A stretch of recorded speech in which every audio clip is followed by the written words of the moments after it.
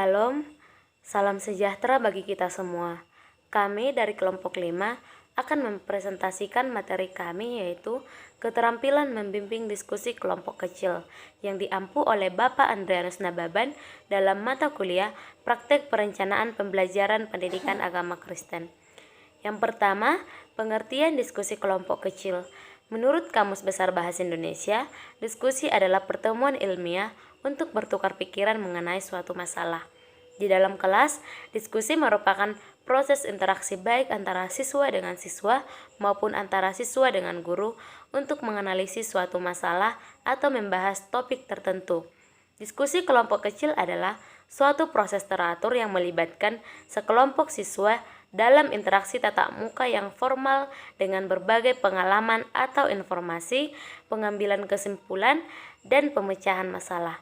Selanjutnya akan dilanjutkan oleh teman kami Risma Nenggolan. Saya Risma Nenggolan akan melanjutkan materi mengenai tujuan dan juga manfaat dalam membimbing diskusi kelompok kecil. Adapun tujuan dalam membimbing diskusi kelompok kecil, yang pertama, siswa dapat memberikan informasi dan juga pengalaman. Yang kedua, siswa dapat mengembangkan kemampuan, pengetahuan, dan juga kemampuan untuk berpikir dan juga berkomunikasi dengan orang lain. Yang ketiga, melibatkan peserta didik dalam perencanaan dan pengambilan keputusan. Selanjutnya, adapun manfaat bagi peserta didik, yaitu yang pertama, mengembangkan kemampuan berpikir, yang kedua, mengembangkan kemampuan berkomunikasi, yang ketiga, meningkatkan disiplin, yang keempat, meningkatkan motivasi belajar, yang kelima, mengembangkan sikap saling membantu, yang keenam, meningkatkan pemahaman, yang ketujuh, meningkatkan kerjasama yang sehat, dan yang terakhir, meningkatkan toleransi. Baiklah, materi selanjutnya akan dibahas oleh Saudari Monica Anastasia Rajagugu. Terima kasih. Baiklah, saya Monica Rajagugu. Saya akan melanjutkan materi yang selanjutnya, yaitu komponen-komponen dalam membimbing diskusi kelompok kecil.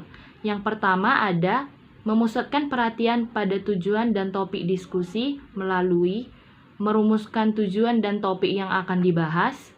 Yang kedua, mengemukakan masalah khusus.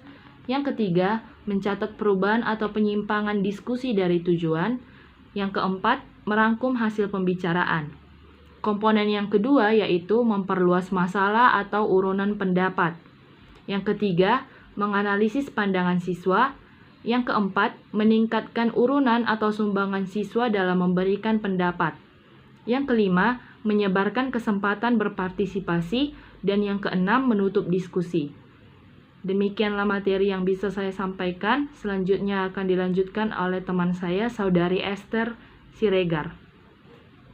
Nama saya Esther Gratia Siregar. Di sini saya akan melanjutkan materi tentang prinsip-prinsip keterampilan membimbing kelompok kecil menurut Saud dan Sutarsi pada tahun 2007. Baiklah, prinsip-prinsip keterampilan membimbing diskusi kelompok kecil yaitu yang pertama, diskusi hendaknya berlangsung dengan iklim terbuka.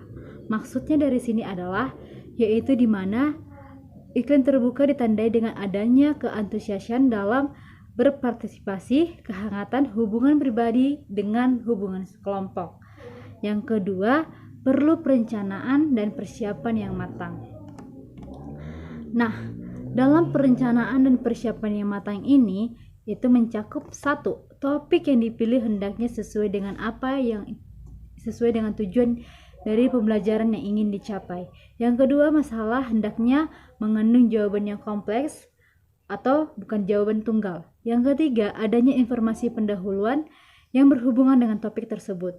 Yang keempat, guru harus benar-benar siap dengan sumber informasi yang akan diberikan kepada setiap siswa.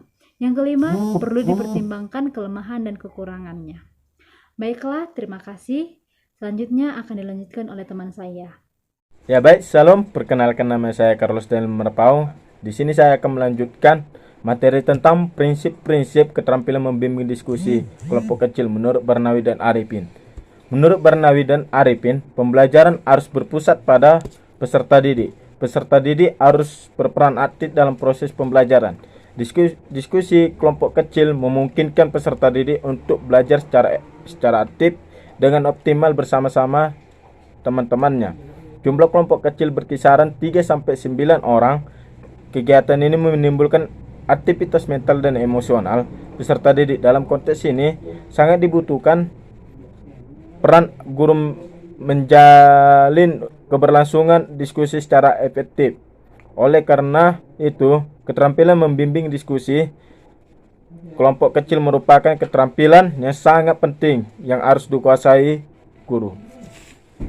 Baiklah, saya akan melanjutkan penjelasan materi yang selanjutnya, yaitu mengenai hal-hal yang perlu diperhatikan dalam membimbing diskusi kelompok kecil. Yang pertama yaitu memusatkan perhatian peserta didik kepada topik yang didiskusikan. Yang kedua, memperjelas masalah untuk menghindari kesalahpahaman. Yang ketiga, menganalisis pendapat yang dikemukakan oleh peserta didik. Yang keempat, memberikan pertanyaan-pertanyaan yang menantang. Yang kelima, memberikan kesempatan untuk berpartisipasi dalam diskusi ataupun pembelajaran. Yang keenam, menutup diskusi dengan membuat kesimpulan. Dan yang ketujuh, menghindari monopoli salah satu kelompok. Baiklah, demikianlah materi yang bisa kami sampaikan, yaitu mengenai keterampilan membimbing diskusi kelompok kecil. Semoga materi ini dapat berguna bagi kita semua. Sekian dan terima kasih. Shalom. Baiklah, berikut ini kami sajikan video mempraktekkan keterampilan membimbing diskusi kelompok kecil. Semoga bermanfaat bagi kita semua dan selamat menyaksikan. Shalom, selamat pagi anak-anak ibu. Pagi, Miss. Ibu Miss berharap semua dalam keadaan sehat dan luar biasa ya. Sebelum memulai pembelajaran kita bernyanyi dulu. Kita tahu lagunya semua kan, yang lagunya satu anak Tuhan pergi sekolah minggu. Semua bernyanyi dan bertepuk tangan ya. 1, 2, 3 ya. Satu anak Tuhan pergi sekolah minggu.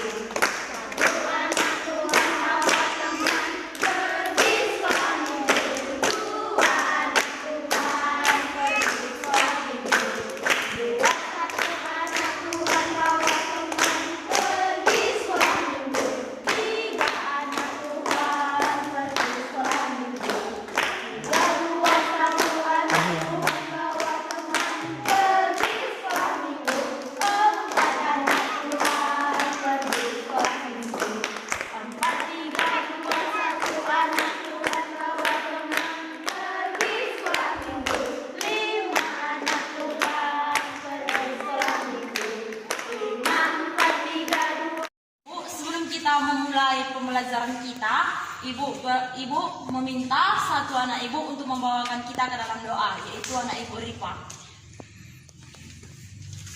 Misi beserta teman-teman sekalian, mari kita bersatu dalam doa. Selamat pagi Bapa, selamat pagi Yesus, selamat pagi Roh Kudus. Terima kasih Tuhan untuk berkat yang Kau berikan kepada kami. Kami sebentar lagi Tuhan akan memulai pelajaran kami. Berkati kami Tuhan agar kami dapat menyelesaikan pembelajaran kami ini dengan baik. Ini doa dan harapan kami Tuhan. Kami datang melalui nama Yesus Kristus Tuhan kami. Amin. Baik. Bahan pembelajaran kita hari ini yaitu mengenai ibadah yang sejati. Lalu Ibu mengambil bahan Alkitab kita hari ini Roma 12 ayat 1. Ibu meminta satu anak ibu untuk membacakan satu ayat Alkitab ini.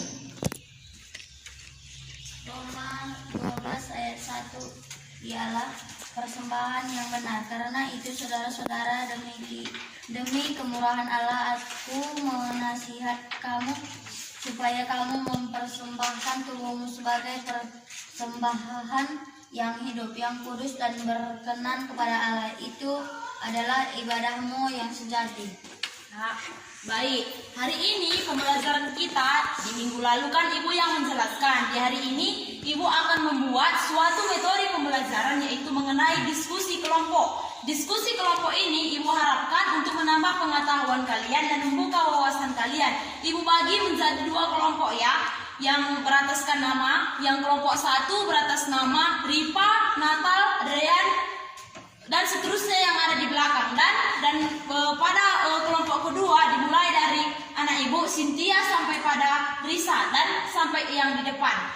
Ibu memberikan waktu 5 menit untuk menjawab pertanyaan yang Ibu berikan. Pertanyaan yang pertama, semua mencatat pertanyaan yang Ibu berikannya. Pertanyaan yang pertama, apakah pengertian ibadah yang sejati?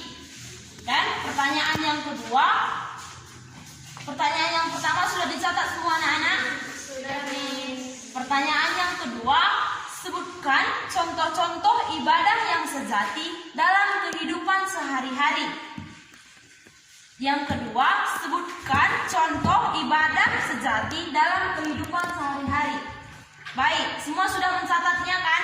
Ibu berikan waktu 5 menit untuk menjawab pertanyaan tersebut. Nanti dalam perkelompok mewakili untuk menjawab pertanyaan tersebut.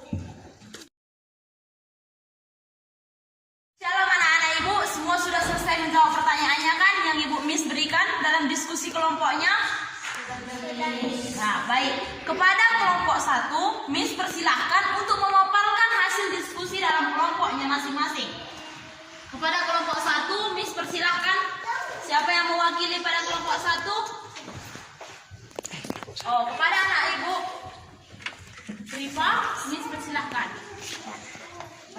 Menurut kami, Miss, ibadah yang sejati itu tidak hanya pergi ke gereja, mengikuti ibadah atau ikut serta dalam kegiatan di gereja. Tetapi ibadah yang sejati itu adalah suatu perbuatan yang tidak melanggar perintah Tuhan. Seperti perintah Tuhan kita laksanakan, perintah Tuhan kita lakukan, itu sudah termasuk ke dalam ibadah, Miss. Oh, bagus. Itulah menurut tanggapan kelompok 1. Kita berikan tepuk tangan. Dan kepada kelompok 2, Miss persilahkan untuk memaparkan hasil diskusi kelompoknya. Menurut kelompok kami, tanggapan kami tentang pertanyaan yang telah diberi Miss tidak jauh beda dengan kelompok pertama, yaitu ibadah bukan hanya sekedar beribadah di gereja seperti bernyanyi dan berdoa membaca firman Tuhan, tetapi ibadah yang sejati adalah ibadah yang tercerminkan dari kita. Ibadah yang sejati bisa melalui perbuatan maupun perlakuan kita kepada orang-orang. Baik, ya, pertanyaan yang kedua menurut kelompok 2, contoh-contohnya dalam kehidupan sehari-hari. Contoh-contohnya dalam kehidupan sehari-hari yaitu mengerjakan pekerjaan dengan sepenuh hati, menghormati orang tua, menyayangi sesama. Baik, jadi kelompok yang pertama, menurut kalian contoh-contoh dalam diskusi kelompok kalian mengenai contoh-contoh ibadah yang sejati? Menurut kelompok kami, contoh-contoh ibadah yang kami diskusikan dalam kelompok kami yaitu menyayangi teman, tidak berbohong, menghormati orang tua, menyayangi kakak ataupun abang, dan tidak mencuri, Miss. Bagus, berikan untuk aplaus kepada kelompok 1 dan kelompok 2. Baik, anak-anak Miss sudah memaparkan begitu banyak pengertian tentang ibadah dan contoh-contohnya. Rupanya anak Miss pintar-pintar semua ya. Lalu di sini anak-anak, kesimpulan dari ibadah yang sejati itu adalah bahwa ibadah yang sejati itu kita tidak hanya mengikuti kebaktian di gereja atau mengikuti ibadah-ibadah di gereja atau pergi ke gereja. Tidak hanya seperti itu rupanya ibadah yang sejati itu anak-anak. Jadi ibadah yang sejati itu anak-anak yaitu perbuatan atau tingkah laku kita dalam kehidupan kita sehari-hari. Perintah Tuhan kita laksanakan, perintah Tuhan kita lakukan, itu merupakan suatu ibadah yang sejati. Tidak hanya kita mengikuti ibadah ke gereja, itu sudah kita mengikuti ibadah, itu sudah hal yang berkenan di hadapan Tuhan.